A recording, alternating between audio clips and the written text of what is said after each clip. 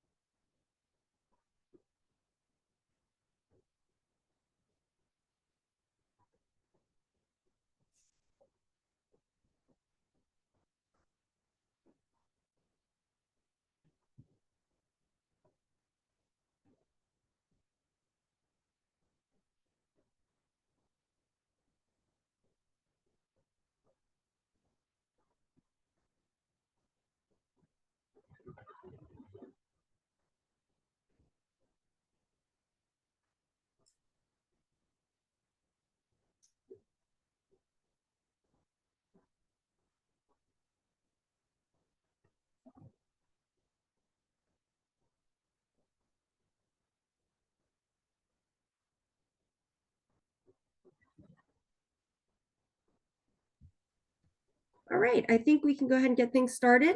Looks like we've got a good audience today. Again, for anyone who's joined us, thank you for being here today. This is Science and Medicine's Group annual webinar series, Customer Experience in Focus, Strategies to Measure, Track, and Transform. This is our third and final session, Turning Customer Experience Insights into Strategy. I'm Elisa Alvik, the Marketing Director at Science and Medicine Group. I'll be your moderator for today's webinar. Before we get started, I wanted to cover a few housekeeping items. First, if you experience any issues throughout the broadcast, please feel free to put them in the chat. I'll work with you directly to fix them. Second, this will be recorded. The presentation, the recording, and the free insights brief featuring highlights from the study will be available on demand after the webinar. You'll get an email with how to access those files. Third, we will be taking time at the end for some question and answer. Please feel free to submit your questions at any time throughout the presentation. We'll get to as many of those as possible. And if we don't get to your question, we'll be sure to follow up at the end.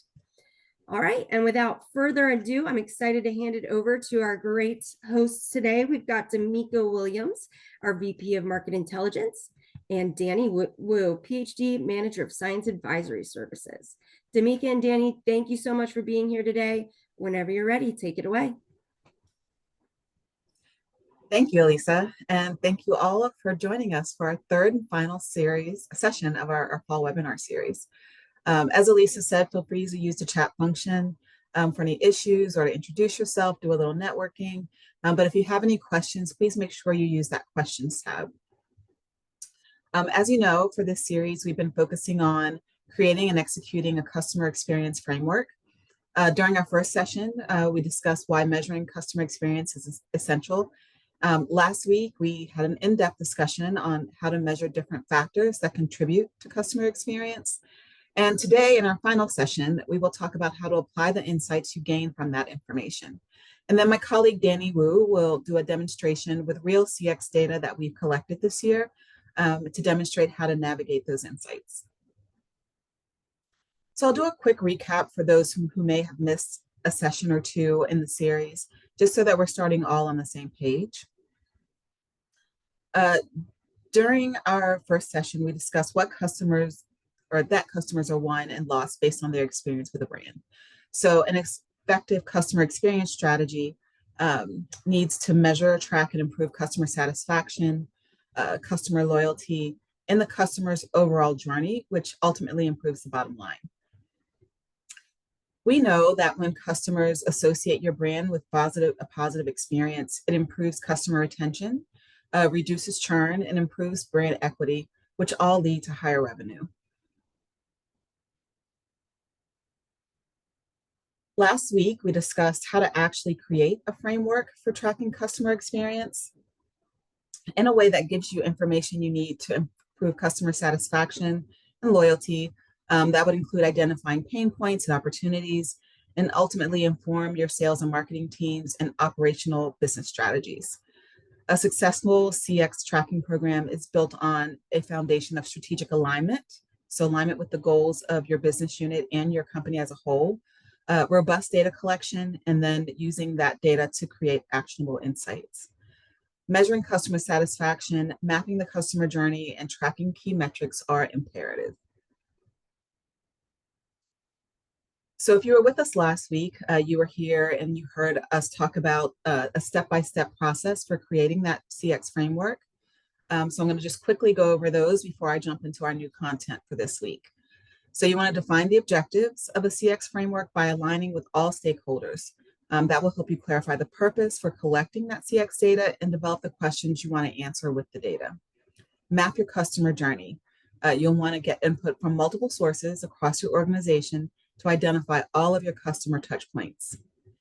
Select your key performance indicators. Are you going to start by measuring perception metrics like CSAT, NPS, or CES? Or are you going to focus on behavioral metrics like CLV, retention rate, and churn rate? My recommendation is always a comprehensive framework that tracks both perception and behavioral metrics.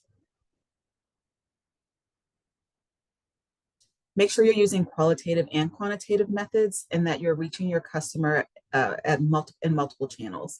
That ensures you'll have comprehensive customer data.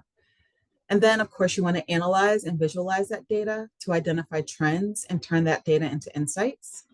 And then finally, tie your insights to business outcomes and then share across your organization from, maybe the intern who's just started to your leadership team. Okay, so once you've collected that data and identified your customer pain points, where they experience barriers to working with you, how loyal they are, why they may choose to work with or purchase from your competitors, you need to take action. But how do you prioritize what to do next? Prioritizing actions from CX insights is critical because not all insights have equal impact or even feasibility. There's a structured process that I want to recommend. And the first thing would be to aggregate and categorize those insights. So group your insights by theme. It could be product issues, gaps in service, maybe it's their overall experience, maybe it's their experience on your website or on other digital platforms if you have an app or something like that. And you want to identify whether they are pain points, opportunities, or what we call delight factors, or things that make your customers really, really happy. Next, you want to assess your business impact. Estimate how each insight may affect your customer metrics. So that's your NPS, CSAT, churn rates, retention rates, revenue potential. So that's your retention rate or your ability to upsell or cross-sell products. Upsell, that means move them from a lower priced product to a higher priced product. Cross-sell, selling a product that is maybe owned by one business unit to a product that is owned by another business unit. And then how's that going to impact your brand reputation? And then you want to evaluate those for effort and feasibility. So for each insight, assess the resources required. What's the budget? How much time is required? What are the skills necessary? How complex is this? Is this involve something that maybe you or a couple people on your team can do pretty quickly? Or is it something that involves a cross-functional team? You have to pull together people from across the organization to get it done. And then dependencies. What do you need to make this happen? Do you need new technology? Do you need new processes? And then you want to next try to plot that on a point. So that's going to give you everything you need to plot your insights versus on an impact versus effort matrix. And I'm going to jump to the next slide to talk about that a little bit, and then I'll come back to this side. So an impact versus effort matrix is a 2x2 grid. You may have seen it, something that looks like this.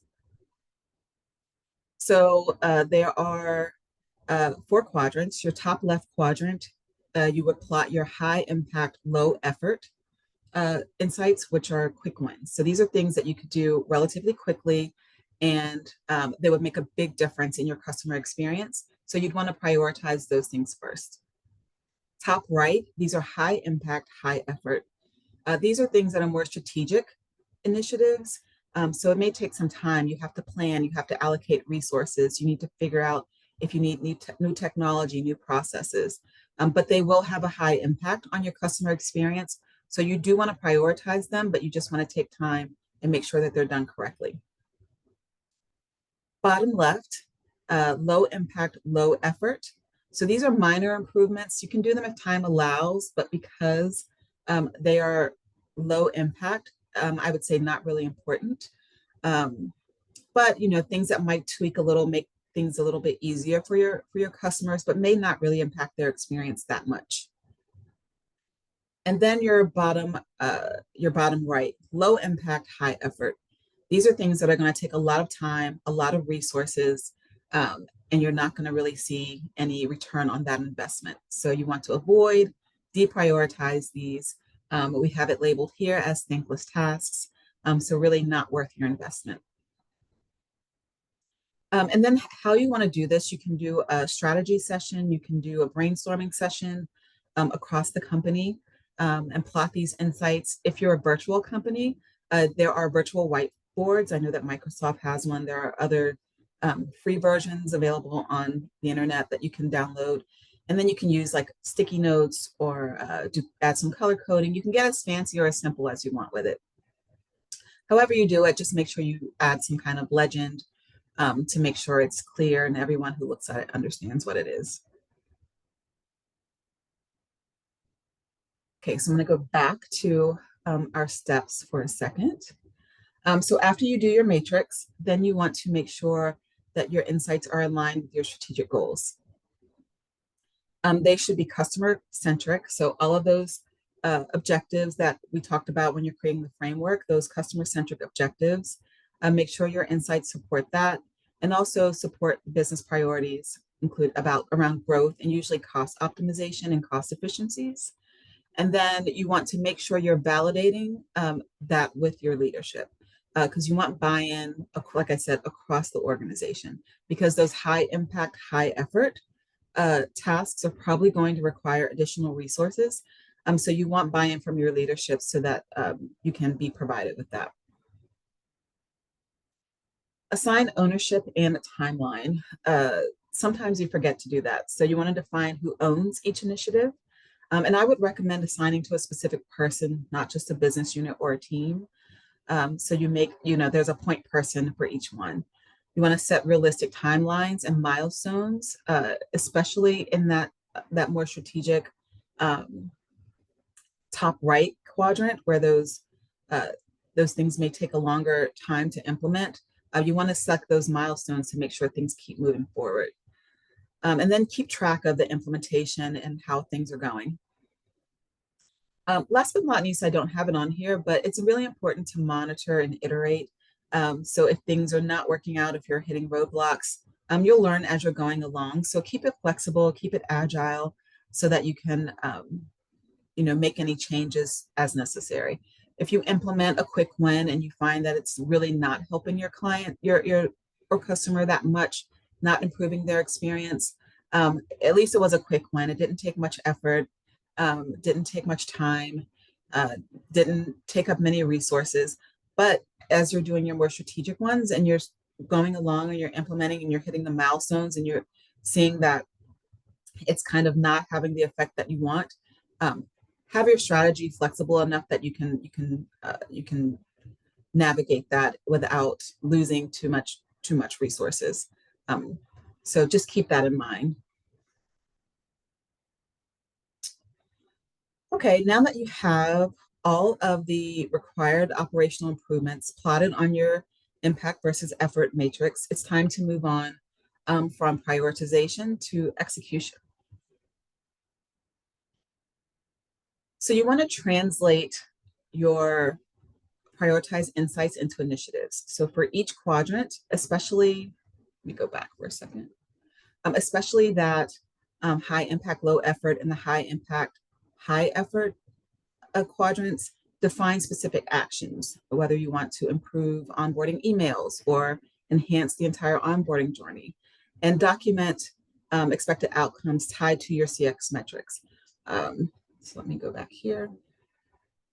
So if you are going to improve onboarding emails and you expect that to improve your CSAT or your customer satisfaction score, document that so that you're able to track those improvements. Assign leadership. Identify responsible teams. We just spoke about that. But then also make sure you're appointing an owner on that team for accountability, someone that you can go to and say, hey, what's the status? What's happening here? What's the improvement? It could be if you're a larger company, maybe you have a customer experience team that's responsible for everything. Maybe it's your product team or your marketing team. But just make sure that for each insight and initiative that there is a team and an owner for each of them. And for any of those more complex changes that are across the organization, probably in that high impact, high effort quadrant, you'll want to create a cross-functional or cross-organizational team. Again, you still want one person to own that, but have a team for them to work with to make sure that everyone has buy-in and that there are no roadblocks. Next, you want to build an execution map. So quick wins, schedule immediately. So in that high impact, low effort quadrant, those are our quick wins. Schedule them immediately. Let's do those now. Let's get our customers a better experience right away. And you can usually complete those within 30 to 60 days. Those strategic initiatives, high effort, high impact, break them into phases and milestones. And again, be flexible with those. And maybe you have different something delivered along those milestones so that your team feels like things are happening. Your customers can see that things are happening and know that you're working towards something better for them. Allocate resources.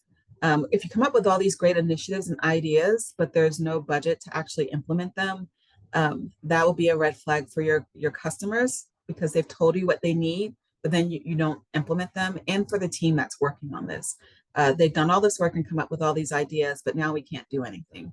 So you want to budget for any technology, training, or process changes that are necessary, and make sure you have the capacity, whether it's internal or whether you need to seek some outsourcing or external resources to help plan for those high effort projects.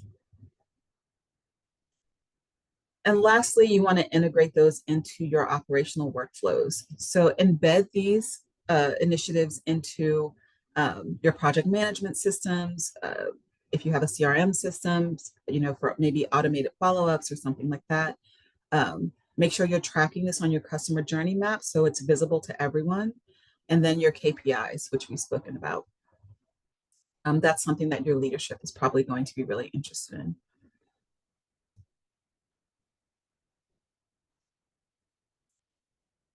And that leads us right into the next section about measuring success, or sometimes the lack thereof, depending on how things go. So success or failure. How will we know if these initiatives that we've launched and changes that we've made actually make a difference? So you want to define success before launching the initiative. So if you remember last week when we spoke about defining objectives, we also spoke about defining what success would look like. So you want to link each initiative to a specific CX insight and a business goal. So linking it all the way back to those objectives that we had before. Is your goal to reduce churn? Is it to improve your NPS? As we spoke about earlier in the series, you should establish these baseline metrics for a comparison. Now, if the goal of your initiatives are to improve customer perception, your measures of success would be those perception metrics that we talked about. That would be NPS, CSAT. And for those who may have forgotten, your NPS measures loyalty and advocacy.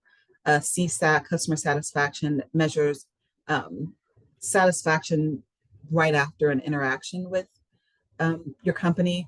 And then CES, or customer effort score, is the ease of completing a task or getting what they need, get a customer getting what they need from you. And if your initiatives are meant to improve behavioral and engagement measures, your measures of success would be those behavioral metrics that I spoke about. So retention, churn rate. Are your customers staying longer, or are they leaving? Repeat purchase rate, that indicates improved trust and experience. And then any kind of engagement. A lot of times you see this with your digital products. Are you improving click-through rates? How are they staying longer on your site? Are they using your app more? And then last week I mentioned operational metrics, but we didn't get into it too much. But if your initiatives are aimed at improving customer-facing operations, then you may want to measure things like resolution time. That would mean, a faster issue handling after a process change, or first-time contact resolution indicates improved service quality. And then cost to serve, something we didn't talk about last time. Is there a way to gain operational efficiencies without hurting the customer experience? So that's also something, just improving your efficiency, giving the customer more without increasing expenses. And then finally, financial impact. If your initiatives were supposed to improve finances, then you'll need to measure revenue growth. That would include upsell and cross-sell improvements that we spoke about earlier.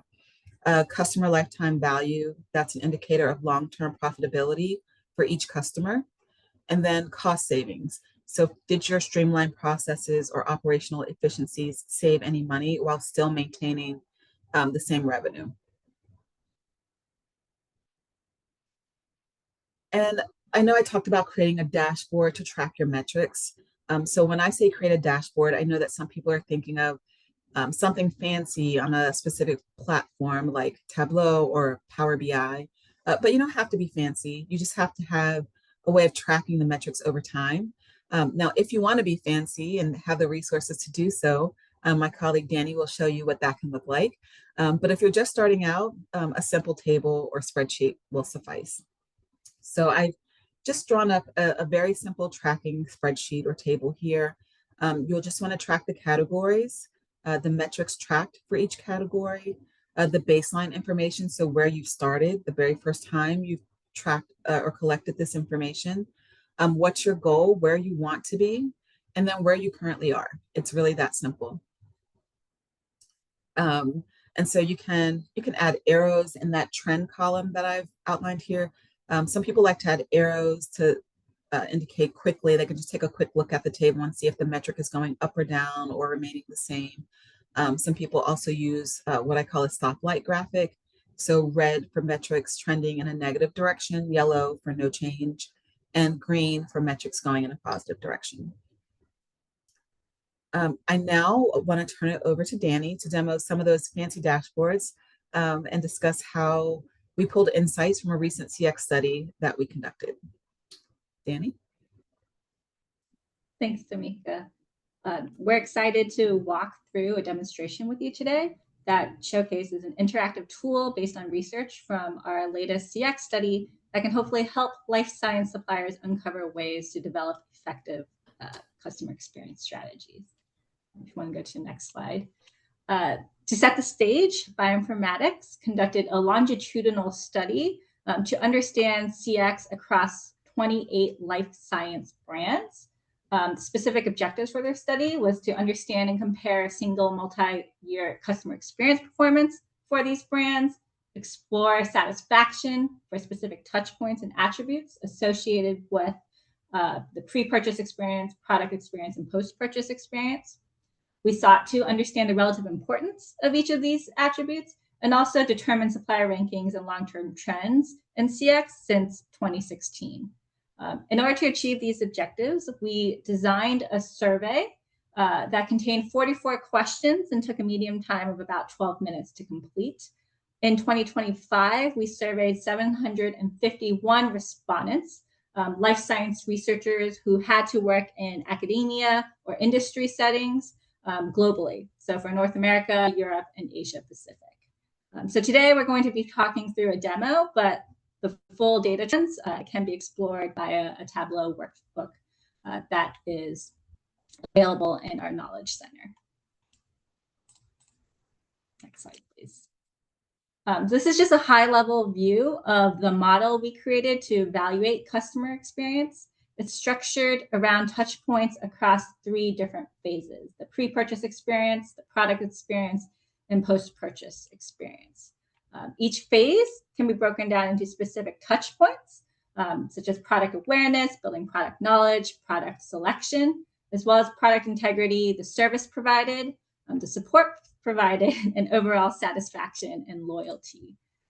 Each touch point represents an opportunity for brands to differentiate themselves. And within each touch point, we did look at individual attributes that were assessed, such as the perceptions around the breadth of product portfolio, innovation, transparency of inventory, etc. So each individual life science supplier in this study is scored based on how satisfied their customers are with this wide range of touch points. Our scoring methodology is based on the NPS-like methodology. So each individual attribute was evaluated on an 11-point scale, where the top 2 box scores of 10 and 9 are considered positive ratings, and the bottom 7 box of 6 to 0 are negative ratings. So the score you'll see is that differential between positive and negative ratings. So let's dive into the data. Looking at industry-wide trends from 2019 to 2025, we're looking at pre-COVID performance and current performance. We see that overall customer experience is very stable, but there are notable improvements in satisfaction and loyalty, particularly since 2020, with the highest levels since the pre-COVID era. In general, we also see that customers are satisfied with product integrity industry-wide. So this reflects high satisfaction around product conditions, the training that's available for products, its user-friendliness, and as well as the eco-friendliness. In this mid-tier range, we see that service and support scores have also remained solid industry-wide, and it's been stable. But where there's the most opportunity for performance is really this pre-purchase area, where we see a few different shifts. Product knowledge has gone up this year, as has product selection and product awareness. But there's still a lot of room to improve for building awareness for your products. And these insights altogether help us understand where the industry is excelling and where there's continued room for growth. However, we do need to dig a layer deeper. Next slide, please. And there's a number of dashboards within this Tableau workbook that maps out shifts in customer experience scores, whether it's industry-wide or individual brand profiles, and the performance of each brand across each of the touch points. This specific dashboard is new this year, and it outlines how each of the 28 brands have performed at the high level overall CX score over the course of the previous year. You can look at changes between 2025 and earlier waves as well.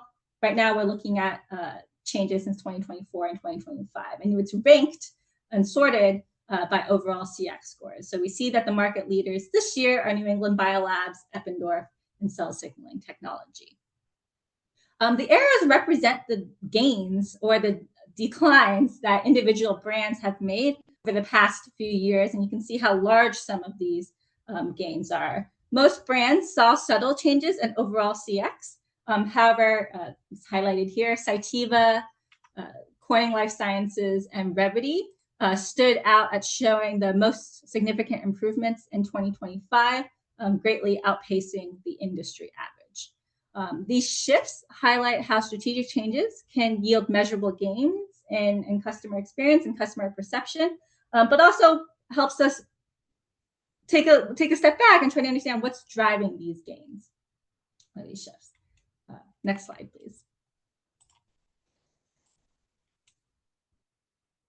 In addition, one of the most powerful aspects of the study is the ability to track trends over time. So we can look at long-term trends. Here, we took a step back to look at the shift since 2022 to 2025, highlighting those 3 most improved suppliers from the previous slide. We can see these large improvements this year, but CX scores have fluctuated.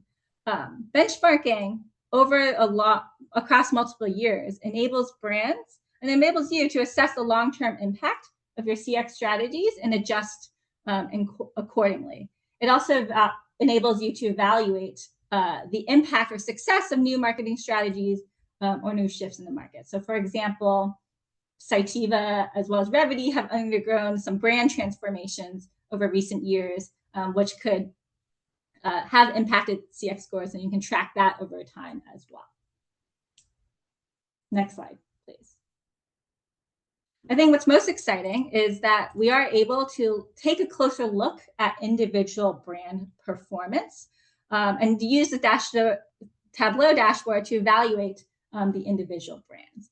Here we can dive into the CX experience for specific brands. We have selected Corning Life Sciences here as one of our most improvement brands. We can segment by year to understand how the 2025 performance looks compared to 2024, 2023, as well as previous iterations. We can segment by region to understand how CX looks in North America compared to APAC, to understand where the strengths are and where the targets for improvement are within each region. We can also segment by employment sector, so academia versus industry, as well as age. Below that, we can look at Corning's overall CX score. Here it's 22.2 relative to the industry average, which is 18.1. So it's slightly above the industry average. And we can look at where it's truly excelling and where there are areas to focus on. So here, this row of boxes shows Corning's awareness scores, product knowledge scores, selection scores, etc., across each of these touch points. And below that is the industry average. And we can see it's hovering slightly above or slightly below each of these touch points. So an area that we can focus on is for product awareness and product knowledge. We can see that it's performing slightly below the industry average. We dive a bit deeper, we can see its score compared to the industry average for believability of advertising, for the ease of searching a website, for the frequency of interacting with the brand at conferences and meetings, and see where that delta is and where it stands compared to the industry benchmark. So for example, here, key improvement targets should focus on building brand awareness and knowledge around website functionality, conference engagement, enhanced perceptions of innovation.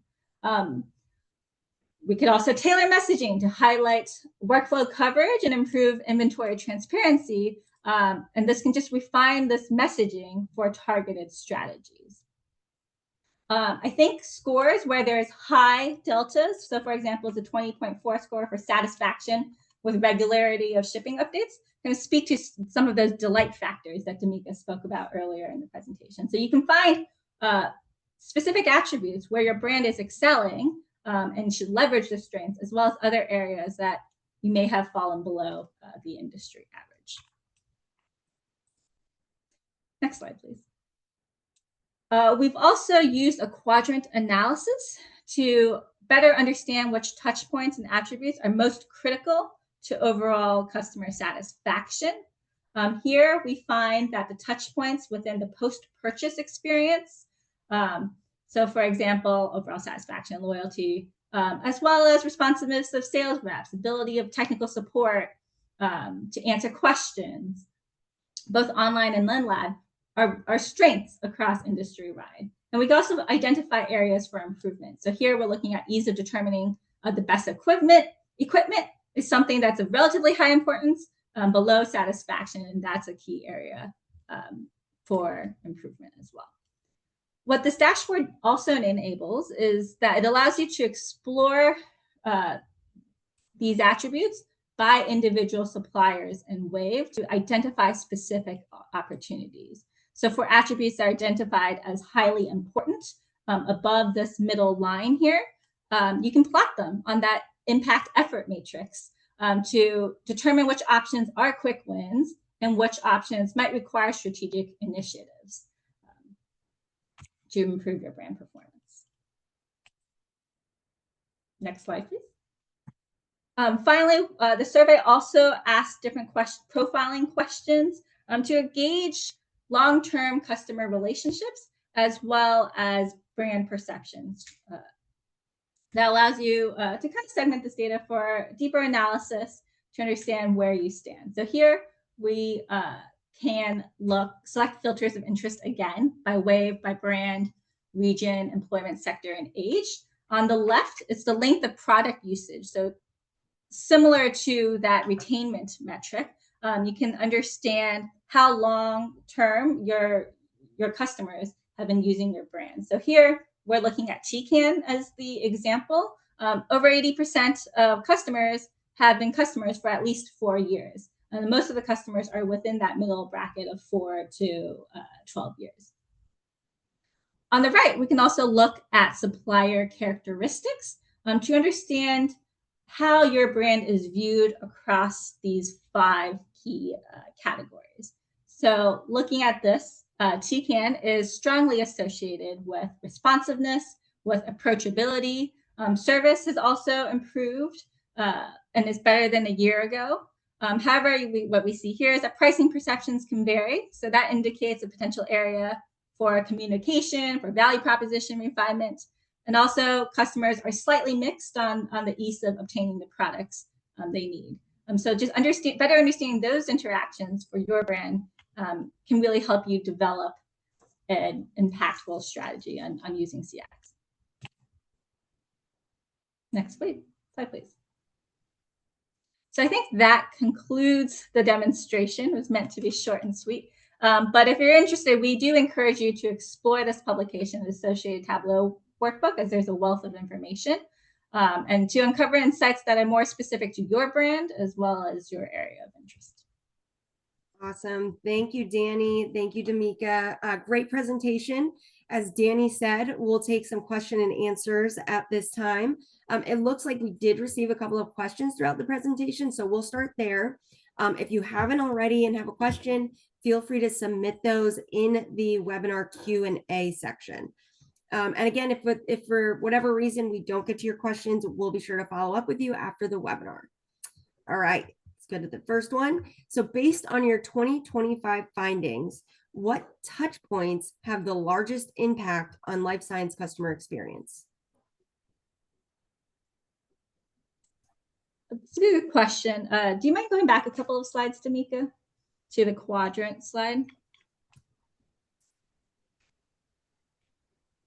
I think this analysis captures the relative importance of different attributes to CX in 2025, really just focusing on that upper right quadrant. That's what the strengths are. Those are attributes of high importance where suppliers are currently meeting needs. So it's around that idea of service provided as well as overall satisfaction. So the responsiveness of sales reps, ability of online and in-person technical support, helpfulness of sales reps, also a few different attributes around product integrity. So the product design is user-friendly. Items like that are incredibly important for driving CX scores. I think what's important, if I were using the dashboard, would be to look at the attributes within this upper right quadrant and then select my brand. So let's say I'll select AdCam and see how that shifts. And then you can understand where your strengths are as well as the gaps. How's your performance across those particular attributes in the upper right quadrant? Excellent. All right. Next question. You mentioned there being a workbook. How should we use the workbook to compare performance across specific attributes within each touch point? So there's a few different dashboards that you can use to compare brand performance. I think we showcased a few of them here today where you're looking at relative rankings, score, as well as scores across the high-level touch points for pre-purchase, post-purchase, and the product levels. We do have additional dashboards built into the Tableau workbook that let you examine performance at the attribute level. So, for example, ease of learning about equipment and how that compares for different brands. And what the workbook enables you to do is that you can select the key brands of interest, so your brand as well as your primary competitors, and examine performance from that perspective. Fantastic. All right. That looks like the questions we received. That concludes all the time we have today. And again, as a reminder to everyone, you will receive an email after the event with links to the presentation, free insights brief featuring highlights from the survey, and a link on how to access this webinar on demand. Also, as a little bonus for attending the webinar, everyone will receive a 10% discount code for your next report purchase. So you are welcome to use those on any of our reports. But if you're interested in any of the reports we kind of mentioned through this series, you're more than welcome to do that. Again, thank you everyone for joining us today. Thank you to our presenters. Feel free to reach out to us with any questions. And again, have a great rest of the day. Thank you guys. Thank you. Thank you. Bye guys.